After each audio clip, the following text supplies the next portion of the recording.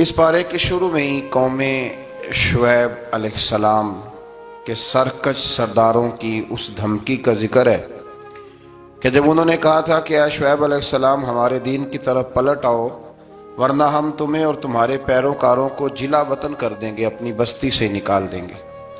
شعیب علیہ السلام نے اللہ تعالیٰ سے التجا کی کہ اللہ ہمارے اور ہماری قوم کے درمیان حق کے ساتھ فیصلہ کر دے۔ پھر اللہ تبارک و تعالیٰ نے قوم سمود کی طرح عذاب نازل فرمایا اور اسے دنیا سے ہی مٹا دیا، اس قوم کو، جیسے کہ وہاں کچھ تھا ہی نہیں۔ آیت نمبر 94 جو ہے اسی سورہ اعراف کی، اس کے اندر اللہ تبارک و تعالیٰ نے فرمایا کہ نبی کو جھٹلانے کے بعد فوراً اس قوم کو تباہ نہیں کیا گیا، بلکہ پہلے ان کو سختی اور تکلیف پھر انعام اور اکرام سے آزمایا گیا۔ پہلے تکلیفیں دی گئیں شاید سمجھ جائیں، پھر اللہ نے انعام و اکرام بھی دیے کہ شاید آسانی کے بعد ہی سمجھ جائیں، لیکن جب وہ ہر حال میں کفر پر ڈٹے رہے تو پھر اللہ تعالیٰ نے انہیں تباہ کر دیا۔ بہت سارے لوگ ہیں جو سکھوں میں بھی نیک نہیں ہوتے اور دکھوں میں بھی نیک نہیں ہوتے، تو فرمایا یہی ان کا حال ہوا، آسانیاں بھی دی گئیں، تکالیف بھی، پر وہ اپنے کفر پر ڈٹے رہے۔ آیت نمبر 96 میں اللہ تعالیٰ نے ان ساری باتوں کو بیان کرنے کے بعد ارشاد فرمایا وَلَوْ أَنَّ أَهْلَ الْقُرَىٰ آمَنُوا وَاتَّقَوْا، فرمایا اگر بستیوں والے ایمان لے آتے اور تقوی اختیار کرتے پھر پرا انہیں کیا ملتا؟ فرمایا لَفَتَحْنَا عَلَيْهِمْ، پس ہم ان پر کھول دیتے برکات من السماء والارض، زمین کی برکتیں بھی ان پر کھول دیتے اور آسمان کی برکتیں بھی کھول دیتے اگر وہ ایمان لاتے اور تقوی اختیار کرتے، لیکن انہوں نے سرکشی کی تو پھر اللہ تبارک و تعالیٰ نے انہیں عذاب دیا۔ اس سے اگلی آیات کے اندر اللہ تبارک و تعالیٰ نے ارشاد فرمایا، آیت نمبر 103 سے لے کر 129 تک بالتفصیل اللہ تبارک و تعالیٰ نے اس مضمون کو بیان فرمایا کہ حضرت موسیٰ علیہ السلام کی بعثت اور فرعون اور اس کے پیروکاروں کا ذکر۔ موسیٰ علیہ السلام نے ان کو دعوت حق دی اور کہا کہ میں تمہارے پاس واضح نشانیاں لایا ہوں، بنی اسرائیل کو میرے ساتھ بھیج دو۔ فرعون نے معجزات پیش کرنے کے لیے کہا تو حضرت موسیٰ علیہ السلام نے اپنا عصا زمین پہ ڈالا، اپنا عصا، اپنی چھڑی، اپنا ڈنڈا زمین پہ ڈالا تو وہ ایک واضح اژدہا بن گیا۔ پھر حضرت سیدنا موسیٰ علیہ السلام نے اپنا ہاتھ گریبان سے نکالا تو وہ دیکھنے والوں کے لیے روشن ہو گیا، ہاتھ کے اندر نور پیدا ہو گیا، ید بیضا لیے بیٹھے ہیں اپنی آستینوں میں۔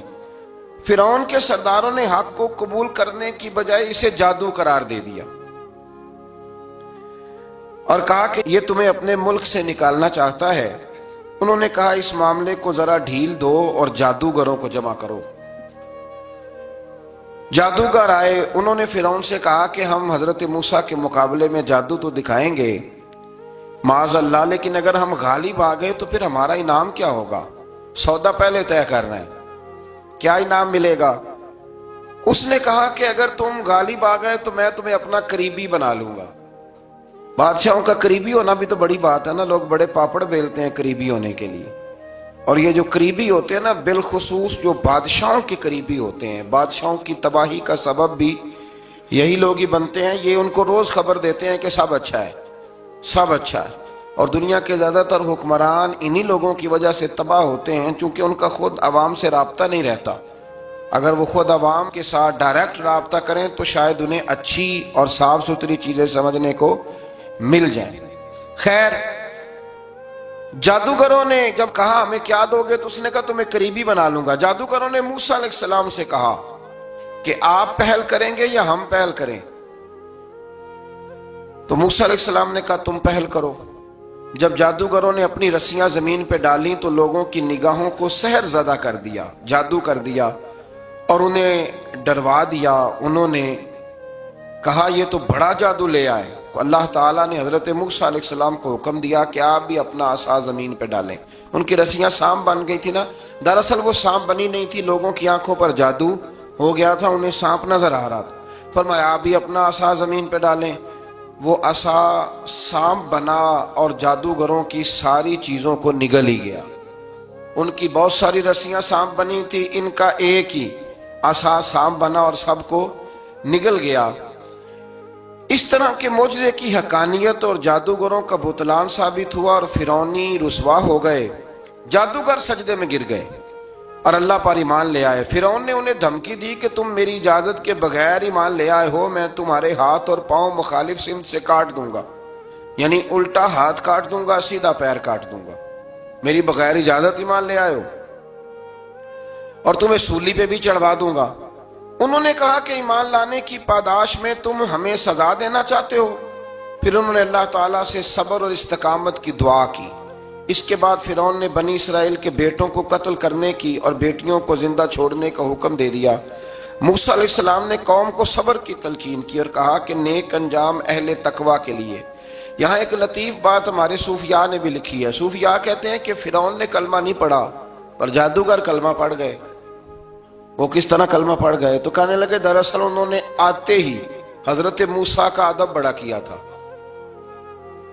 جادوگر حضرت موسیٰ کے مقابلے میں آ کے بھی ان سے کہتے ہیں کہ رسیاں آپ پہلے ڈالیں گے کہ ہم ڈالیں، آپ عصا پہلے رکھیں گے کہ ہم رکھیں؟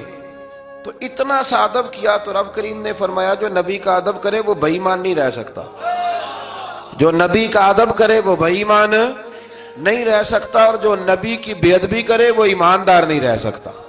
ختم ہو گئی بات۔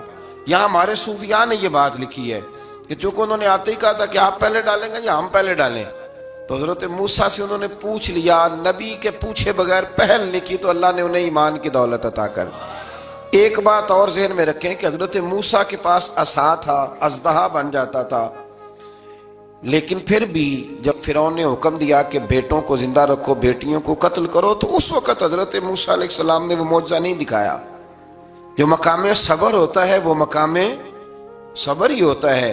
اگر موسیٰ علیہ السلام کی نافرمان قوم کے لیے پتھروں سے پانی نکل سکتا تھا تو میدان کربلا میں رسول اللہ کی اولاد کے لیے بھی نکل سکتا تھا، میرے کریم محبوب علیہ السلام کے خاندان کے لیے بھی نکل سکتا تھا۔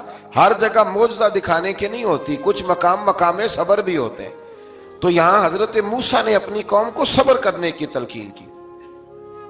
پھر آیت نمبر 130 سے لے کر 143 میں بتایا کہ اللہ تعالیٰ نے فرعونیوں پر قحط سالی کا عذاب نازل کیا۔ فرعونیوں کا طریقہ یہ تھا کہ اچھائی کو اپنا کمال گردانتے تھے، کہتے تھے یہ ہماری طرف سے، اور برائی کو معاذ اللہ بدشگونی کے طور پر موسیٰ علیہ السلام کی طرف منسوب کرتے تھے، کہتے تھے معاذ اللہ آپ کی وجہ سے یہ سارا کچھ ہو رہا ہے۔ ہوتے نا نہیں کہتے ہیں جب سے میں وہاں گیا ہوں تب سے، ہمارے بزرگ ایک لطیفہ بھی سنایا کرتے تھے کہ کسی زمیندار نے نماز پڑھنی شروع کی تھی تو اس کے جانور مرنے شروع ہو گئے۔ اب لوگ سمجھتے ہیں کہ معاذ اللہ شاید یہ کسی بزرگ کے سبب سے ایسا ہے، حالانکہ یہ تو اللہ کی طرف سے آزمائش ہوتی ہے، اس کی حکمتیں ہوتی ہیں۔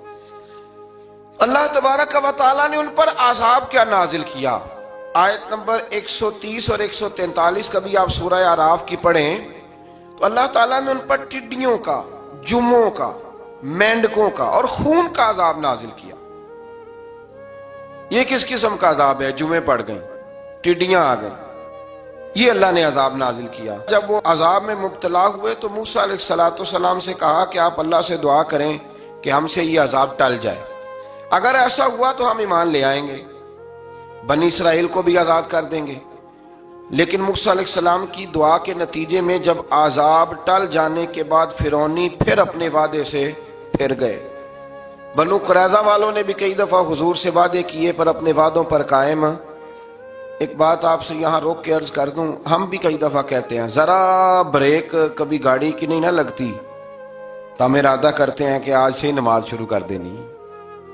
ذرا طبیعت زیادہ لیل ہوتی ہے تو ارادہ کرتے ہیں نا کہ بھائی آج کے بعد ہم نے نیک، پھر کیا ہوتا ہے؟ شفا ہو گئی تو چھٹی ہو گئی۔ یہ طریقہ درست نہیں، یہ تو کفار کا طریقہ بیان کیا نا قرآن پاک نے۔ یہاں فرمایا جب اللہ تبارک و تعالیٰ نے انہیں نجات دے دی تو اپنے وعدے سے مکر گئے، تو پھر اللہ تبارک و تعالیٰ نے بنی اسرائیل کو سمندر پار کر کے ایسی قوم کے پاس پہنچا دیا جو بتوں کی پرستش کرتی تھی۔ وہ تو بچ گئے لیکن فرعونی سارے دریا کے اندر غرق ہو گئے۔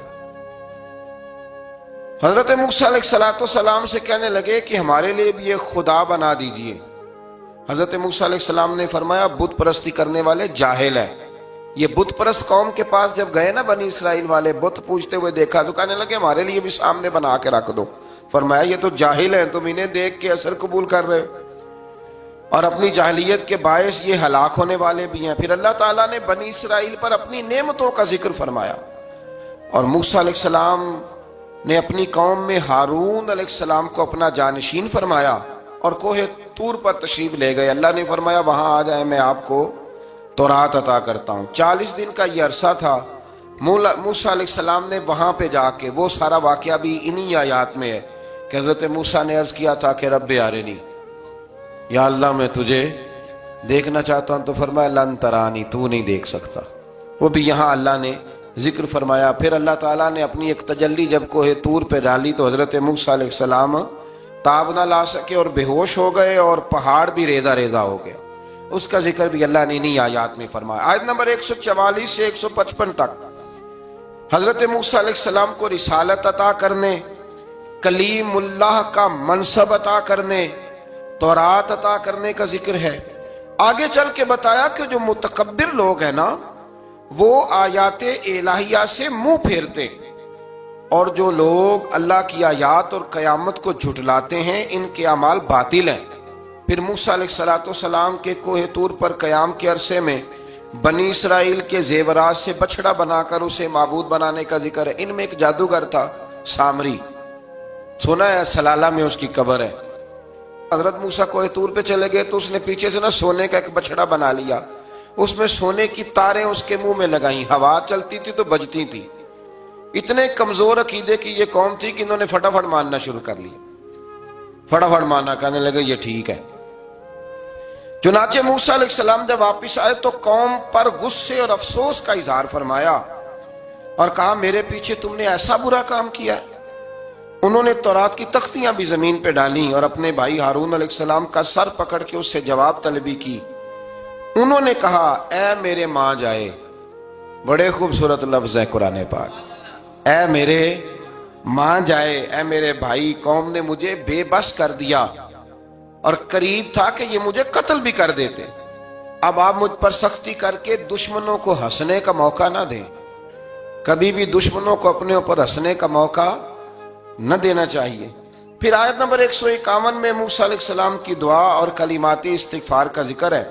آگے چل کے بتایا کہ غصہ ٹھنڈا ہونے پر موسیٰ علیہ السلام نے تورات کی تختیوں کو اٹھایا، جن کی تحریر میں اللہ سے ڈرنے والوں کے لیے ہدایت اور رحمت کی بشارت تھی۔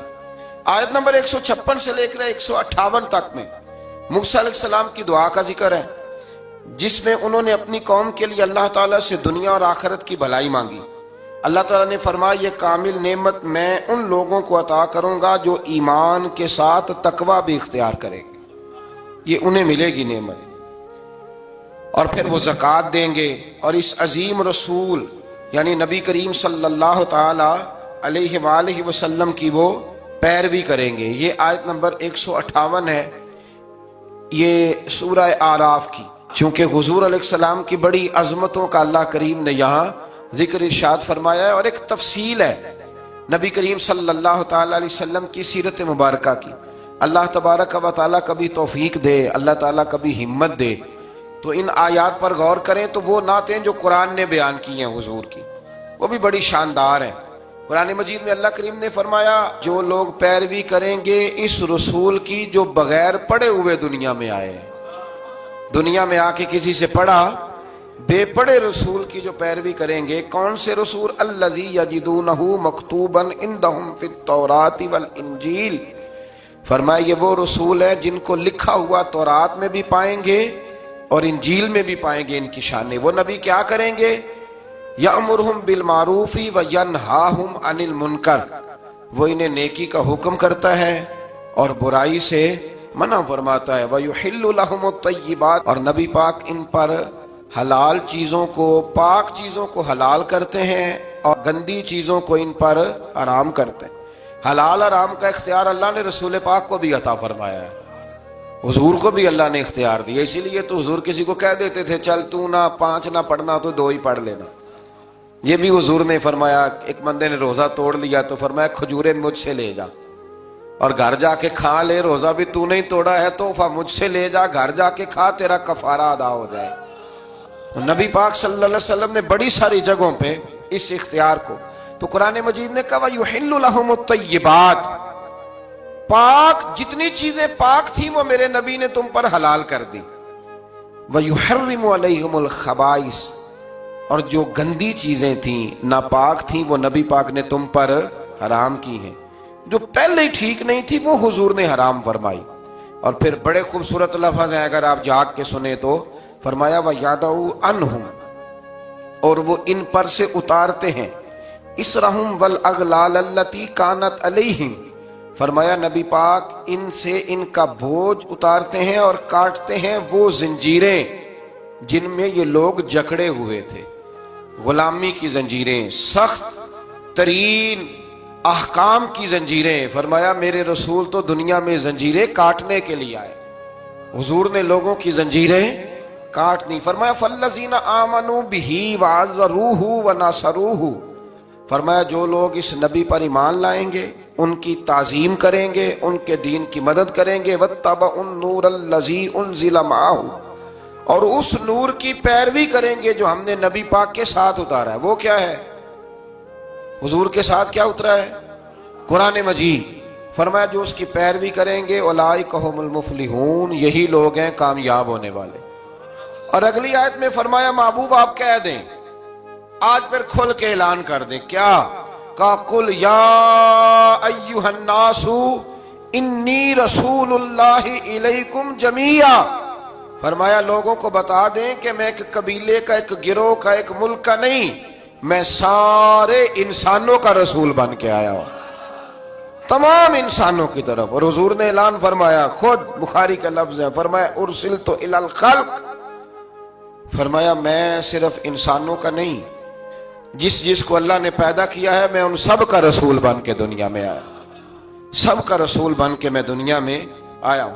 تو ان آیات کے اندر اللہ تبارک و تعالیٰ نے رسول کریم علیہ السلام کی ان ساری عظمتوں کو بیان فرمایا۔ آیت نمبر 160 میں موسیٰ علیہ السلام کے پتھر پر ضرب لگانے اور ان کے قوم کے 12 قبیلوں کے لیے 12 چشمے جاری ہونے کے معجزے، اور پھر بادل کے سایہ کرنے والا معجزہ، من اور سلوہ کے اترنے کا بیان بھی فرمایا، اور اس کے بعد اس امر کا بیان بھی فرمایا کہ بنی اسرائیل کو حکم ہوا کہ معافی مانگتے ہوئے اور سجدہ کرتے ہوئے بیت المقدس میں داخل ہو جاؤ، مگر انہوں نے اس مسئلے میں بھی تحریف کر دی، اس کو بھی بدل دیا۔ مزید بتایا کہ سمندر کے کنارے جو ایک بستی تھی، انہیں ہفتے کے دن وہاں مچھلیاں پکڑنے سے منع کیا گیا تھا، مگر انہوں نے اللہ کے حکم کی نافرمانی کی، سوائے ایک گروہ کے۔ بنی اسرائیل کی نافرمانیوں کے باعث اللہ نے ان کی صورتوں کو بدل دیا، اللہ نے انہیں۔ ایک شخص نے ایک بزرگ سے پوچھا کہ نبی پاک علیہ السلام کی رحمت سے ہمیں کیا ملا ہے؟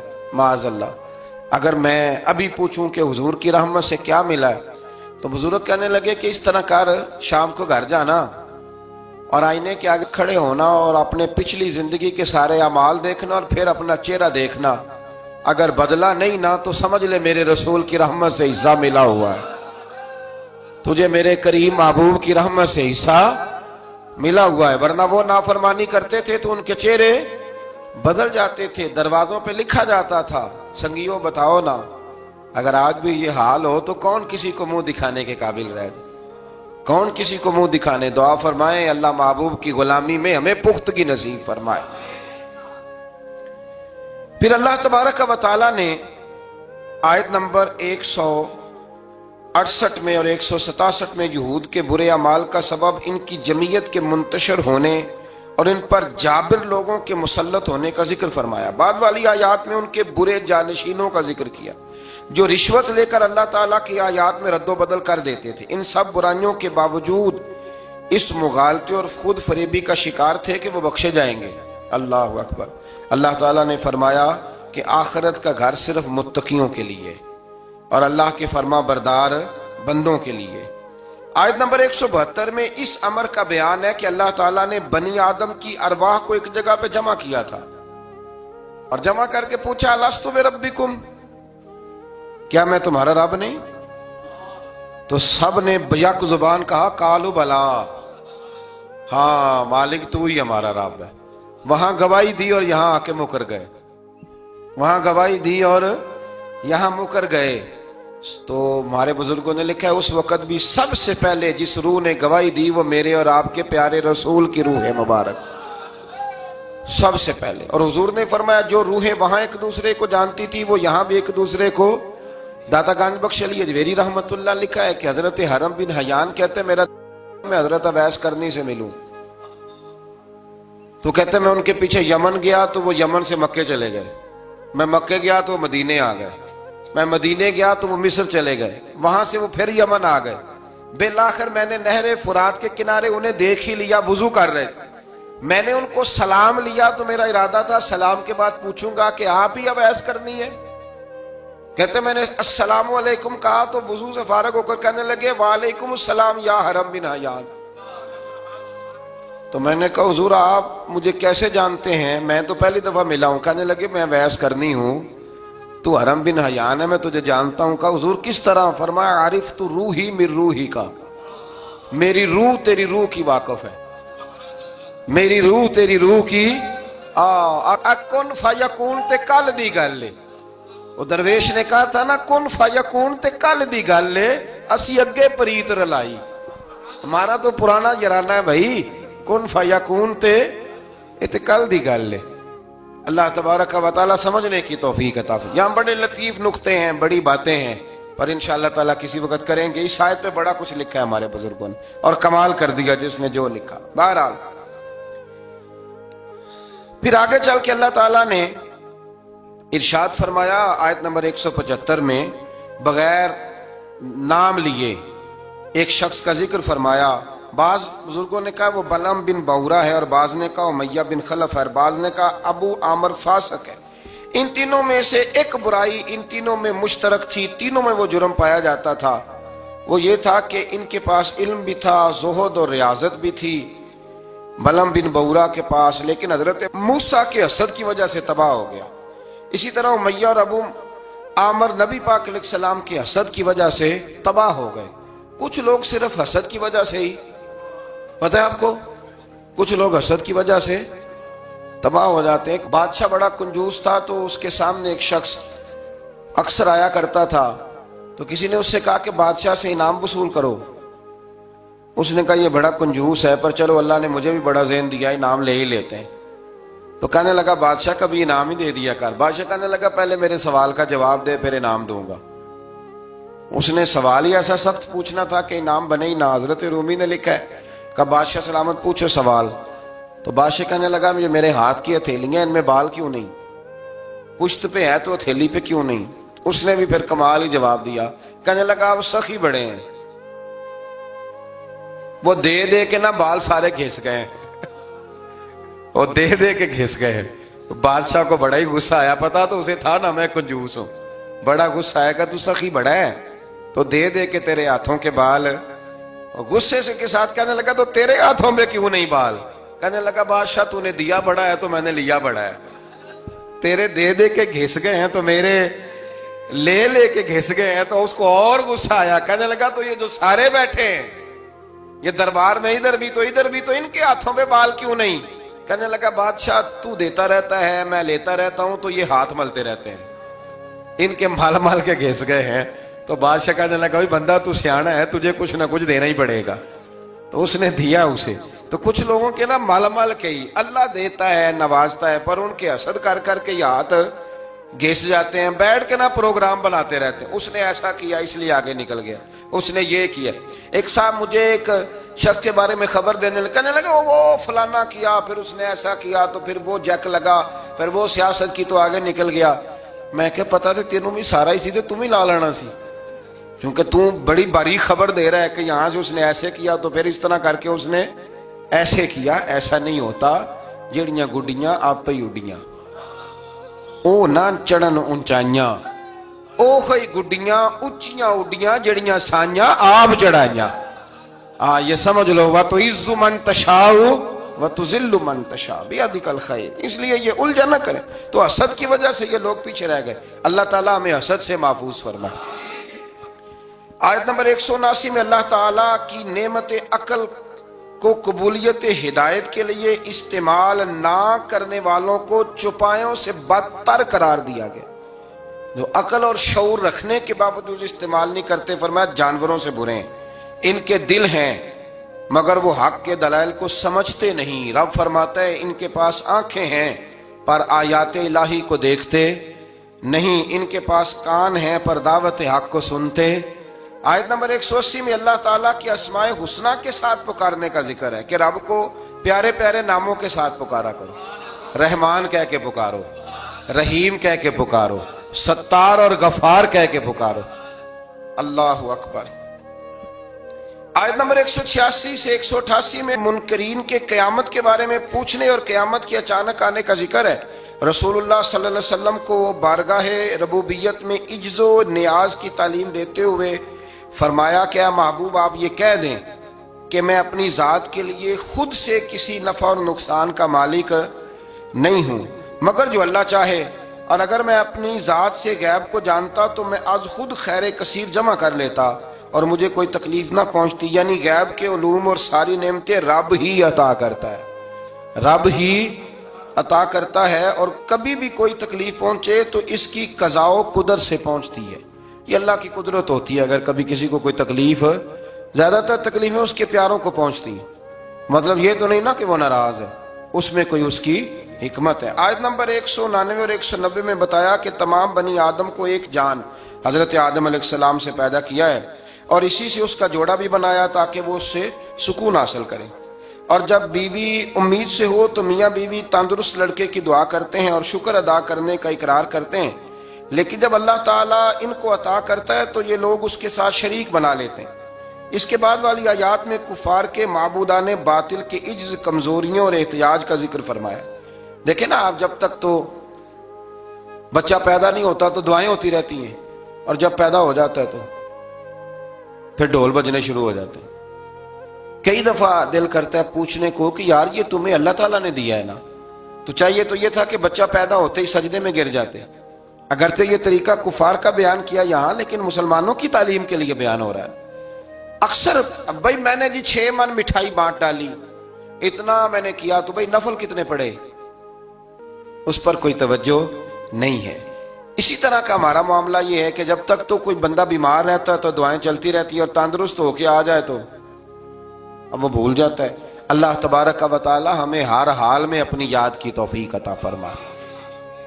آیت نمبر 194 میں مشرکوں کے معبودان باطلہ کے بارے میں بتایا کہ وہ تمہاری ہی طرح مخلوق ہیں جن کو تم پوجتے ہو، اور آنکھ، کان، ہاتھ اور پاؤں کی نعمت سے بھی محروم ہے، یعنی وہ خود ہی عاجز اور بے بس ہیں، کسی کو نفع یا نقصان پہنچانے پہ قادر نہیں ہیں۔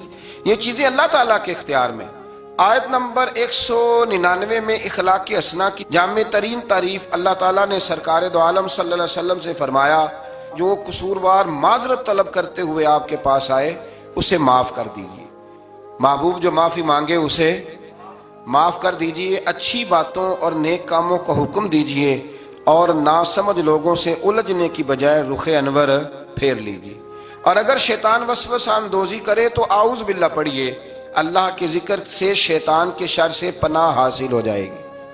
یعنی جھگڑا نہیں کرنا، اعوذ باللہ پڑھ لینی، خود بخود شیطان بھاگ جائے گا۔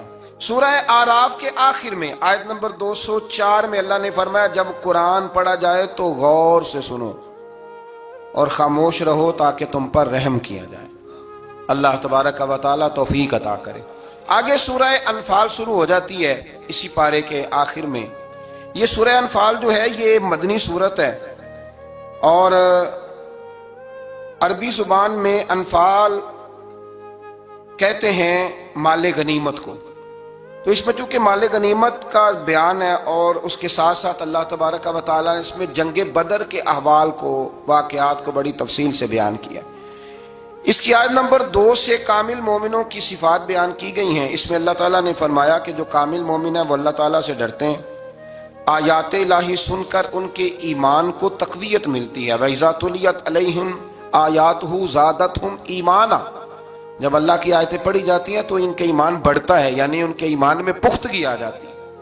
فرمایا وہ اپنے رب پر بھروسہ بھی کرتے ہیں، نماز بھی قائم کرتے ہیں، زکوٰۃ بھی ادا کرتے ہیں۔ فرمایا یہ ہیں جو سچے پکے مومن ہیں۔ پہلے فرمایا کہ اللہ سے ڈرتے ہیں، پھر فرمایا جب قرآن پڑھا جائے تو ایمان مضبوط ہوتا ہے، پھر فرمایا اپنے رب پہ بھروسہ کرتے ہیں، پھر فرمایا نماز قائم کرتے ہیں، پھر فرمایا زکوٰۃ۔ یہ کون ہے؟ یہ پکے مومن۔ آیت نمبر 5 میں فرمایا کچھ لوگ جہاد کے لیے دل و جان سے آمادہ نہ تھے، اندر سے پروگرام نہیں تھا، اور مجاہدین کی خواہش یہ تھی کہ ابو جہل کی قیادت میں مشرکین مکہ کے مسلح اور منظم لشکر کی بجائے ابو سفیان کا وہ جو تجارتی قافلہ ہے اس سے ٹکراؤ ہو جائے۔ اللہ تعالیٰ نے مشرکین مکہ سے تصادم کو مقدر فرمایا تاکہ حق کی حقانیت اور غلبہ ثابت ہو جائے۔ اگرچہ کچھ لوگوں کا ارادہ یہی تھا کہ جنگ بدر میں ابو جہل کے لشکر سے ٹکرانا، آپ کو پتہ ہے نا کہ ابو سفیان قافلہ لے کے آ رہا تھا، اس کے لیے مسلمان نکلے تھے، وہ تو بچ کے نکل گیا، پھر ابو جہل 1000 کا لشکر لے کے آ گیا۔ تو اللہ فرماتے ہیں کہ اللہ نے اس لیے تمہارا ان سے مقابلہ کرایا تاکہ اللہ حق کو واضح کر دے۔ آیت نمبر 9 سے لے کر 24 تک بتایا گیا ہے کہ اللہ تعالیٰ نے بدر میں مجاہدین کے اطمینان قلب کے لیے اور فتح کی بشارت کے طور پر فرشتے نصرت کے لیے بھیجے۔ فرشتے آئے مدد کرنے کے لیے۔ میدان بدر میں سخت زمین اور پانی کے چشموں پر کفار کے پاس تھے، اور نرم زمین جس پر چلنا دشوار تھا مسلمانوں کے پاس تھی، اور پانی کی بھی قلت تھی، جس کی وجہ سے مسلمانوں کے دلوں میں طرح طرح کے وہم پیدا ہوتے تھے۔ اللہ تعالیٰ نے بارش برسائی، مسلمانوں نے وافر پانی جمع کر لیا، اور ان کی شرعی اور طبی ضروریات بھی پوری ہوئی۔ شرعی ضرورت کون سی ہوتی ہے جی؟ پانی کی، وضو کرنا، غسل کرنا، یہ کون سی ضرورت ہے؟ اور طبی ہے کہ پانی کا پینا۔ اور دلوں کو بھی اطمینان ملا کہ اللہ نے بارش عطا کر دی۔ اللہ تعالیٰ نے میدان جہاد میں پسپائی اختیار کرنے والوں کو اپنے غضب کا حقدار قرار دیا۔ میدان بدر میں رسول اللہ صلی اللہ علیہ وسلم نے مٹھی میں ریت لے کر کافروں کی جانب پھینکی، یہ مٹھی میں پکڑ کے حضور نے پھینکی تو فرمایا یہ لوگ رسوا ہو جائیں، یہ ریت ان کی آنکھوں میں جا پڑی۔ اللہ تعالیٰ نے فرمایا کہ اے رسول صلی اللہ علیہ وسلم، وہ خاک آپ نے نہیں پھینکی بلکہ وہ تو اللہ نے پھینکی ہے۔ جس وقت آپ نے پھینکی تھی لیکن در حقیقت وہ اللہ نے پھینکی۔ کہا محبوبہ تو نے نہیں پھینکی، وہ میں نے پھینکی ہے، اس لیے کہ ہاتھ تھیرے تھے، طاقتیں خدائی تھی، طاقتیں خدائی تھی۔ تو اس طرح اگر حضور کسی کی مدد کرتے ہیں، مشکل کشائی فرماتے ہیں، تو دراصل وہ کون کر رہا ہے؟ اللہ۔ اللہ تعالیٰ نے بدر کو فیصلہ کن جنگ قرار دیا اور مسلمانوں سے فرمایا اے ایمان والو، اللہ اور اس کے رسول کے بلانے پر فوراً حاضر ہو جایا کرو جب رسول تمہیں اس چیز کی طرف بلائیں جو تمہارے لیے حیات آفری ہے۔ یہ آیت نمبر آپ جا کے ملاحظہ کیجئے گا 24، اور پھر اس کی تفسیر جس نے بھی لکھی ہے نا وہ پڑھ لیجئے گا، اتنا وقت نہیں کہ میں تفسیر میں جاؤں۔ جب بھی اللہ رسول بلائیں فوراً حاضر ہو جاؤ، حالانکہ اللہ تو بلاتا ہی نہیں، بلایا کون کرتے تھے؟ نبی کریم علیہ السلام۔ حضرت سعید بن معلہ رضی اللہ تعالیٰ عنہ کہتے ہیں میں نماز پڑھ رہا تھا تو حضور نے بلایا، میں جلدی سے نماز پڑھ کے فارغ ہو کے حاضر ہوا تو حضور نے فرمایا میں نے بلایا تو آیا کیوں نہیں؟ عرض کی حضور نماز پڑھ رہا تھا، اور میں نماز پڑھتا تو قرآن نہیں پڑھتا؟ سورہ انفال میں رب فرماتا ہے جب میرا رسول بلائے فوراً حاضر ہو جایا کرو، یعنی معنی یہ کہ نماز توڑ کے آنا چاہیے تھا۔ یہاں میرے اعلیٰ حضرت نے لکھا ہے حضور بلائے تو نماز چھوڑ کے چلا جا، اور واپس آ کے نا جہاں سے چھوڑی تھی وہیں سے شروع کر لے، سجدہ صاحب کی بھی ضرورت نہیں، تو نماز مکمل کر لے، جتنی دیر تو مصطفیٰ کی بارگاہ میں حاضر تھا سمجھ لے میں رب کی عبادت میں ہی موجود تھا۔ ہاں اسی لیے اقبال نے کہا تھا اذان تو ازل سے تیرے عشق کا ترانہ بنی، اور نماز تو اس کے نظارے کا ایک بہانہ بنی، اور ادائے دید سراپا نیاز تھی تیری، بس کسی کو دیکھتے رہنا نماز تھی تیری۔ ادائے دید سراپا نیاز تھی تیری، اور کسی کو دیکھتے رہنا یہ نماز تھی تیری۔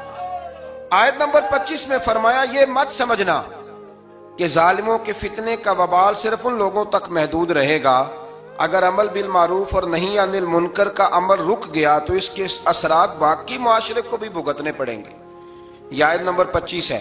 اگر نیکی کا حکم دینا چھوڑ دیا جائے، برائی سے منع کرنا چھوڑ دیا جائے، تو اس کا وبال صرف ان لوگوں پہ نہیں پڑتا، سارے معاشرے پہ پڑتا ہے۔ لوگ سمجھتے ہیں کہ ان درسوں کی، ان تقریروں کی، ان وعظوں کی کوئی اہمیت نہیں، یہ پڑھو رب کا قرآن۔ رب فرماتا ہے کہ اگر تم یہ کام چھوڑ دو گے تو ساری قوم وبال میں آ جائے گی۔ یہ تو فرض کفایہ ادا ہوتا ہے، بڑے سارے لوگوں کی طرف سے یہ معاملہ، یہ قرآن پڑھ رہا ہوں، قرآن پاک واضح آیات میں یہ حکم ہے۔ لوگ کہتے ہیں جی اتنا سال ہو گئے درس دیتے، پھر لوگ بدلے کیوں نہیں؟ تو میں نے کہا ہمارے ذمہ اذان پڑھنا ہے، بندوق لے کے لوگوں کو لانا نہیں۔ ہم اذان دیتے رہیں گے، پھر جسے اللہ توفیق دے گا وہ انشاءاللہ نماز بھی پڑھ ہی لے گا۔ مؤذن کی ڈیوٹی ہے کہ وہ اذان پڑھے، اس کی یہ ڈیوٹی نہیں کہ بندوق لے کے جائے اور لوگوں کو گھروں سے نکال کے لائے۔ آیت نمبر 26 میں ہجرت سے پہلے مسلمانوں کی بے بسی اور بعد میں اللہ کی مدد سے مضبوط ہونے اور اس نعمت پر اللہ کا شکر ادا کرنے کا بیان ہے۔ مزید فرمایا کہ اللہ اور اس کے رسول سے خیانت نہ کرو، یا ایھا الذین آمنوا لا تخونوا اللہ والرسول۔ فرمایا اللہ اور اس کے رسول سے خیانت، یہ آیت نمبر 27 ہے۔ اور فرمایا اپنی امانتوں میں بھی خیانت نہ کرو اگرچہ تم جانتے ہو۔ اللہ رسول سے خیانت کیا ہوتی؟ تو اس آیت کے تحت حضرت عبداللہ ابن عباس فرمایا کرتے تھے جس نے فرض چھوڑے اس نے اللہ سے خیانت کی، اور جس نے سنت کو چھوڑا اس نے نبی پاک سے خیانت کی۔ اللہ تعالیٰ فرض ادا کرنے کی بھی توفیق دے اور مصطفیٰ کی سنت کا پیار بھی عطا فرمائے۔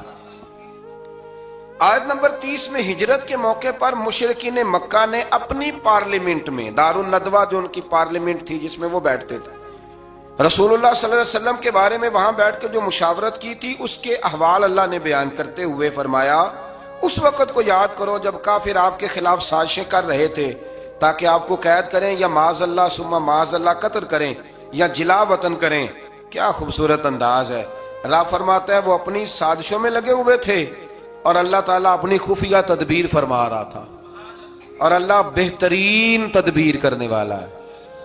کہتے ہیں جی وہ میرے خلاف سازشیں کر رہے ہیں، میں نے کہا چھوڑ، تو رب کی مدد حاصل کر، اللہ بہترین تدبیر کرنے والا ہے۔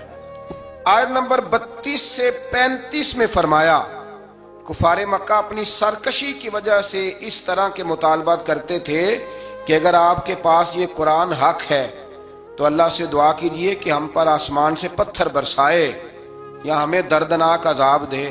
یہ وہ کہا کرتے تھے، مگر اللہ نے فرمایا کیا محبوب جب تک آپ ان میں موجود ہیں اللہ انہیں عذاب نہیں دے گا۔ عادت ہو گئی، جب تک آپ موجود ہیں اللہ عذاب۔ اور ایک جملہ اور سن لیں، میرا تو ایمان ہے کہ جب تک گنبد خضرا موجود ہے، جب تک گنبد خضرا موجود، اس دھرتی پہ عذاب۔ یہ دنیا ایک سمندر ہے مگر ساحل مدینہ ہے، یہ دنیا جل کے بجھ جاتی مگر حائل مدینہ ہے۔ یہ دنیا جل کے بجھ جاتی مگر یہ زمین پہ مدینہ ہے، اسی لیے تو ہر جگہ سبزہ اگتا ہے، ورنہ جو ہم کام کرتے ہیں وہ تو جل کے مرنے والے ہیں۔ تو فرمایا محبوب جب تک آپ موجود ہیں اللہ عذاب۔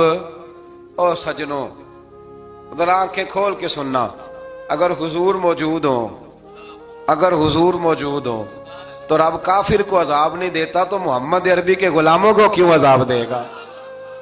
جب ان کے دشمنوں کو عذاب نہیں دیتا ان کے ہوتے ہوئے۔ اسی لیے حضرت انس بن مالک نے پوچھ لیا تھا یا رسول اللہ قیامت والے دن کہاں تلاش کروں؟ موٹی بات ہی کر دی، ترمذی میں موجود ہے۔ حضور نے نہیں فرمایا کہ چل نماز روزہ سیدھا کر، مجھے ڈھونڈ کے کیا کرے گا؟ حضور کہاں تلاش کروں؟ فرمایا حوض کوثر پہ آ جانا، امتیوں کو میں جام پلا رہا ہوں گا۔ حضور وہاں ملاقات نہ ہوئی، فرمایا میزان عمل پہ آ جانا، اعمال تول رہے ہوں گے میں دعائیں کر رہا ہوں گا۔ حضور وہاں ملاقات نہ ہوئی، فرمایا پل صراط پہ آ جانا، امت گزر رہی ہوگی میں دعائیں کر رہا ہوں گا۔ اور بریلی کے امام کہنے لگے پھر ہمیں کیا پریشانی ہے پل سے گزرنے کی؟ فرمانے لگے رضا اب پل سے وجد کرتے گزریے کہ ہے رب سلم صدائے محمد، کیونکہ خدا کی رضا چاہتے ہیں دو عالم، خدا چاہتا ہے رضائے محمد صلی اللہ علیہ وسلم۔ پھر اللہ تبارک و تعالیٰ نے فرمایا اور جب تک وہ استغفار کر رہے ہیں تو بھی اللہ تعالیٰ ان کو عذاب نہیں دے گا۔ پھر فرمایا بیت اللہ کے پاس مشرکوں کی نماز آخر ہے کیا؟ سیٹیاں اور تالیاں بجانے کی صورت میں تھی۔ اور آگے چل کے مقصد جہاد بیان فرمایا، فرمایا اور ان سے جنگ کرتے رہو حتیٰ کہ کفر کا غلبہ نہ رہے اور پورا دین اللہ کے لیے ہو جائے۔ اور فرمایا اللہ کے رستے سے روکنے کے لیے خرچ کرنے والوں کا ہاتھ، جو لوگوں کو روکتے ہیں اللہ کے رستے میں خرچ کرنے سے، فرمایا ان کے ہاتھ حسرت کے سوا، پچھتاوے کے سوا کوئی اور چیز نہیں ہے۔ خود خرچ کرتے نہیں اور لوگوں کو بھی روکتے ہیں۔ اور فرمایا جہاد کرتے رہو جب تک کہ اللہ کا دین غالب نہ آ جائے۔ لفظ جہاد سے بڑی دقت ہوتی ہے کچھ لوگوں کو، اور ہمارے حکمرانوں نے تو قسم اٹھا لیا کہ یہ لفظ اپنی زبان سے ادا نہیں کرنا، حالانکہ قرآن کی 20 آیات ہیں جن میں جہاد کا حکم دیا گیا۔ جہاد کا معنی کیا ہے کہ دنیا سے ظلم کو، جبر کو، کفر کو ختم کیا جائے اور رسول کریم کے امن والا جھنڈا پوری دنیا پہ لہرا دیا جائے۔ اللہ کریم ہمیں اس کی توفیق عطا فرمائے۔ آخر دعوانا ان الحمدللہ۔